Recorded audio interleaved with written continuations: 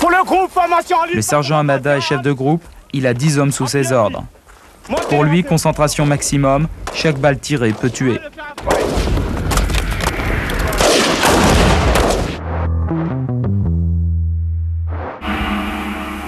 Djibouti, la corne de l'Afrique. Une situation stratégique face au Yémen qui permet de contrôler le verrou de la mer Rouge à 2000 km du Koweït. Le passage obligé pour les bâtiments de guerre qui se rendent dans le Golfe. Depuis le mois d'août, une partie des forces militaires françaises est en état d'alerte 24 heures sur 24. À la traditionnelle mission de défense du territoire de la République de Djibouti s'ajoutent des mesures de sécurité spéciales, conséquence de la crise du Golfe.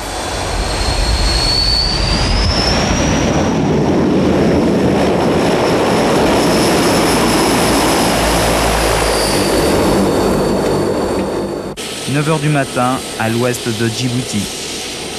Les canons anti-aériens des troupes de marine sont débarqués en plein désert pour un exercice. Mais ici, rien n'est simulé. Les balles et les obus sont bien réels. Un Mirage F1 représente l'agresseur. Il traîne à 800 mètres derrière lui une cible pratiquement invisible à l'œil nu.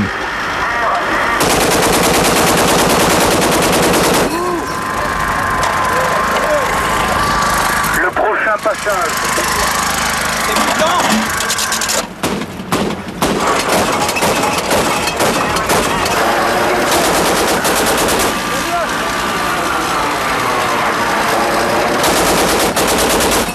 Ils sont au top niveau, on est en pleine forme, que ce soit techniquement, tactiquement, physiquement, en tout.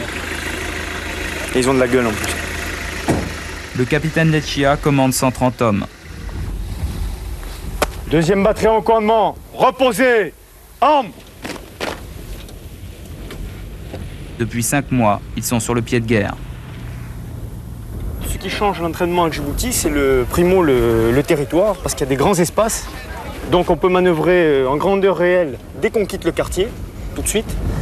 Secondo, on a des moyens supérieurs à la métropole, c'est-à-dire qu'on a des écoles à feu régulièrement, tous les mois, en ce qui nous concerne, nous, artilleurs solaires.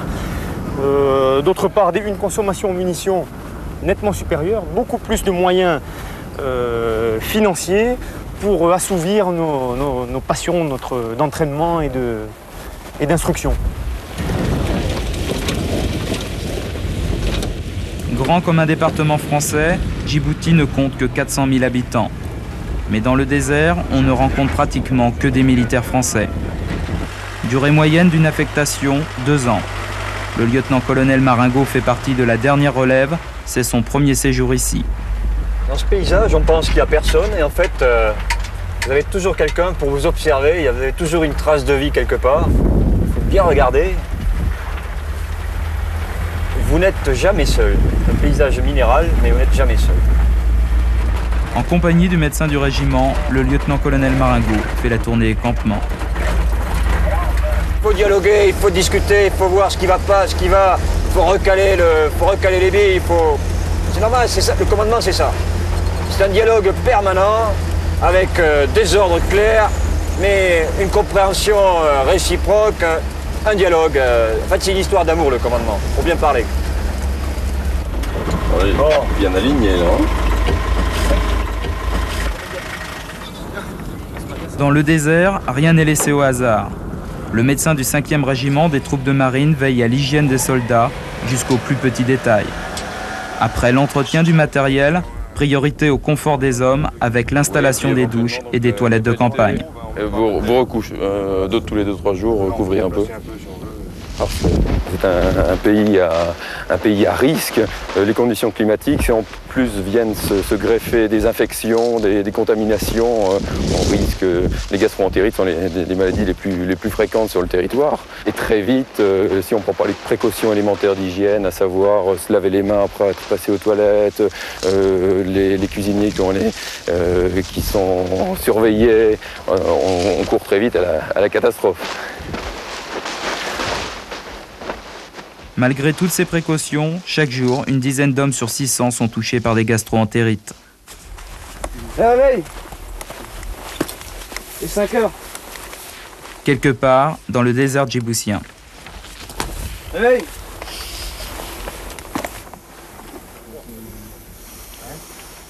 Ces hommes appartiennent au 5e régiment interarmes d'outre-mer, l'équivalent français des Marines américains. On les appelle les marsouins. En manœuvre depuis une semaine, ils ne dorment que quelques heures par nuit. Aujourd'hui, c'est l'exercice majeur.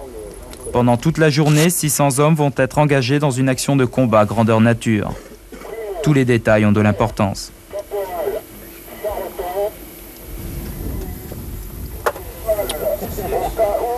Quand vous êtes camouflé, vous êtes plus performant que quand vous ne l'êtes pas? Bon, ça dépend du bonhomme. C'est important pour se motiver? Donc ouais, je pense que ça doit jouer dans la motivation. Donc on se sent plus dans son rôle, quoi. Avant de monter au front, tout le monde attend les ordres, personne ne sait rien, comme dans la réalité. Se mettre directement en surveillance 3002, distance de tir pour lui 1800 mètres. Pour l'adjudant Colonna, dernier briefing au PC avant le départ. On mettra un truc au point pour que tu aies un mec qui, dès que les tirs ont été déclenchés, te fascine, tu mets le moteur en route. Aujourd'hui, on a le temps de tout préparer, on répète les actes réflexes. Au combat, ils peuvent vous sauver la vie. Quand on part comme ça, on n'a pas peur? Non, pas vraiment, puisque là c'est un simulacre de combat que l'on fait. Mais si c'était pour de vrai? Ben non, je pense que on n'aurait pas peur puisque nous sommes là pour ça. On pense que ça pourrait être la réalité? Ça pourrait l'être, c'est vrai. Hein. Vous y pensez, vous?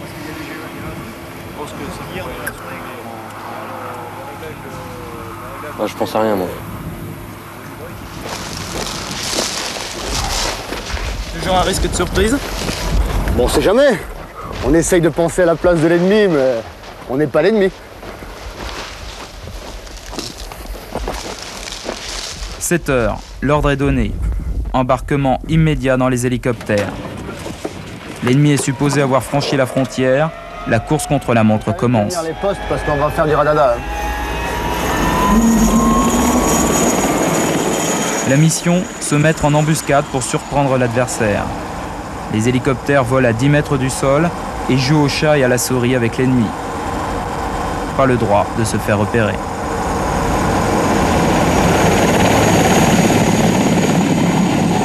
« 7h15, l'objectif est atteint. La phase critique pour chaque soldat, car en théorie tout peut arriver, y compris se faire prendre sous le feu d'un ennemi qui se serait déplacé. 400 mètres de progression dans la rocaille pour se poster sur la ligne de crête.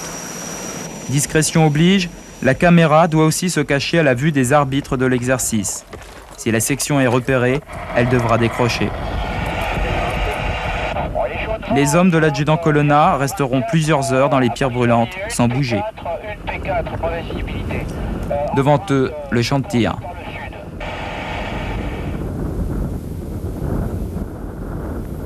Ici, c'est la zone interdite. À tout moment, ces carcasses peuvent être prises pour cible. Elles simulent les positions de l'ennemi. « 8 heures. Les chars effectuent un tir de destruction sur l'avant du dispositif ennemi. Le terrain est maintenant défavorable aux blindés. C'est au tour d'une section infanterie du régiment de se porter en première ligne. Cas unique dans l'armée française, le 5e régiment des troupes de marine constitue à lui seul une petite armée autonome avec blindés, infanterie et artillerie. Seul le corps expéditionnaire envoyé en Arabie Saoudite a une structure comparable.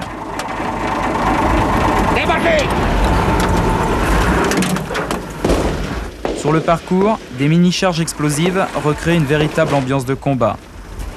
Dans ce genre d'accrochage, l'ennemi ne serait qu'à une centaine de mètres. Pour le groupe, formation en ligne. Le sergent Hamada est chef de groupe, il a 10 hommes sous ses ordres. Pour lui, concentration maximum, chaque balle tirée peut tuer.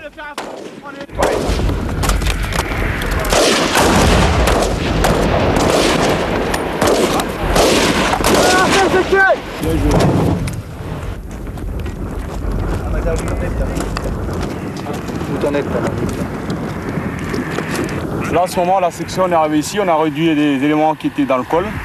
tirer à balles réelles, ça change tout un exercice? Ah, totalement.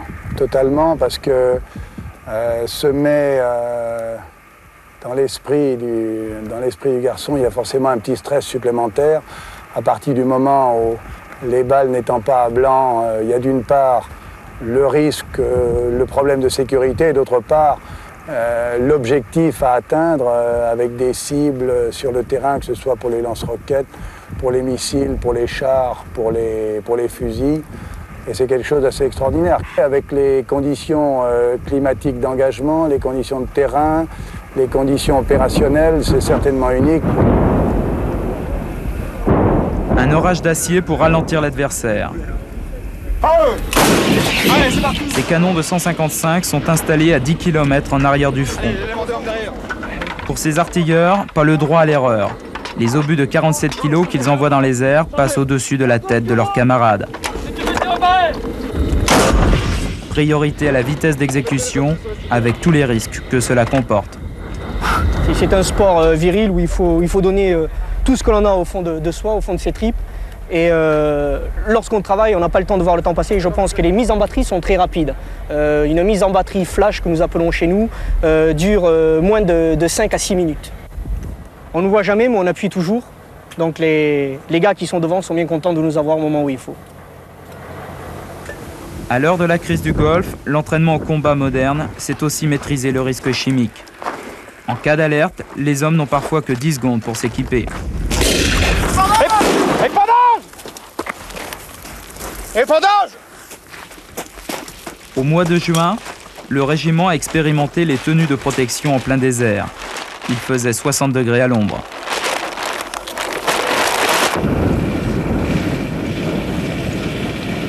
Le caporal-chef Azema a été l'un des cobayes.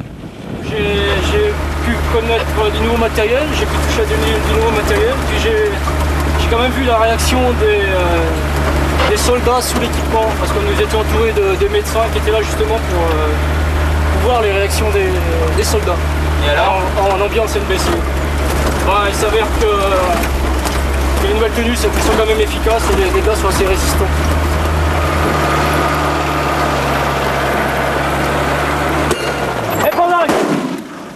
Pendant des heures, ils ont porté la nouvelle tenue.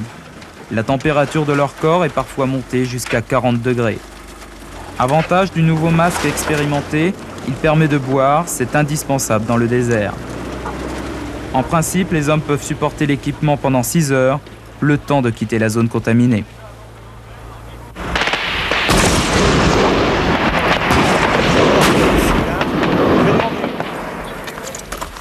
Dernier coup de tonnerre dans le désert, l'exercice à tir réel est pratiquement terminé.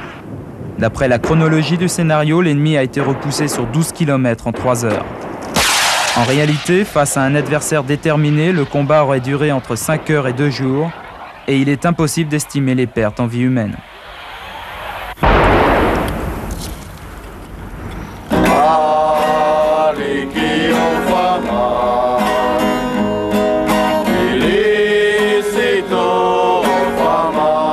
Ces hommes ont pour mission la défense de la République de Djibouti. Mais si la guerre devait éclater dans la région, les cartes seraient peut-être redistribuées. Je pense que vous tous qui êtes là, vous savez ce que vous faites en vous engageant dans l'armée.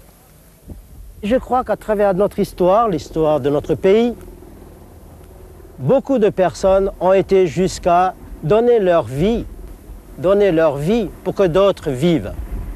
Eux aussi, je crois, ils ont fait des manœuvres.